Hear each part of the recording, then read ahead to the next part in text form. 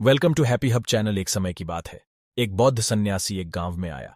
उन्होंने अपना आश्रम गांव के बगीचे के पास स्थापित किया। उनके आश्रम में आने वाले लोग ध्यान और धर्म के उपदेश सुनने के लिए उनके पास जाते थे। एक दिन गांव के एक युवक ने उनसे संग्रहित होकर कहा, गुरुदेव, मेरे मन में अत्यधिक चिंता है और इससे मेरा जीवन बेहद कठिन हो रहा है। क्या आप मुझे मन को नियंत्रित करने का कोई उपाय बता सकते हैं? बौद्ध सन्यासी ने मुस्कुराते हुए कहा, बेटा, मन को नियंत्रित करना मुश्किल हो सकता है, लेकिन यह कार्य संभव है। मैं तुम्हें एक कहानी सुनाऊंगा जो मन को नियंत्रित करने के बारे में बताती है। युवक ने आदेश में सिर झुकाते हुए कहा, धन्यवाद गुरुदेव, कृपया शुरू करें। सन्यासी ने कहा, एक समय की बात है, एक युवक अपने गुरु के पास गया और कहा, गुरुजी, मेरा मन अत्यधिक उदास होता है, कभी भी खुशी नहीं आती है। कृपया मेरे मन को खुश रखने का कोई उपाय बताएं।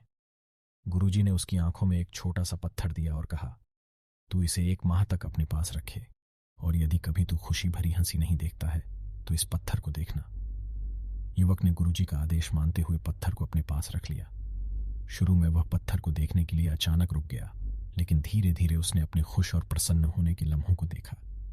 1 माह बाद युवक वापस गुरुजी के पास गया और अपनी आंखों में चमकते हुए कहा, गुरुजी, मेरे मन की उदासी गई है, अब मैं खुश हूं।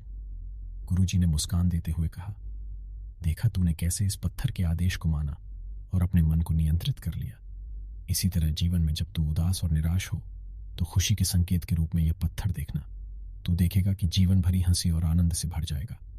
कहानी अच्छी लगी तो हैप्पी हब चैनल को सब्सक्राइब एंड लाइक करो। युवक ने गुरुजी को आभार प्रकट करते हुए कहा, गुरुजी, धन्यवाद, आपने मेरे मन को नियंत्रित करने का यह अद्भुत उपाय बताया।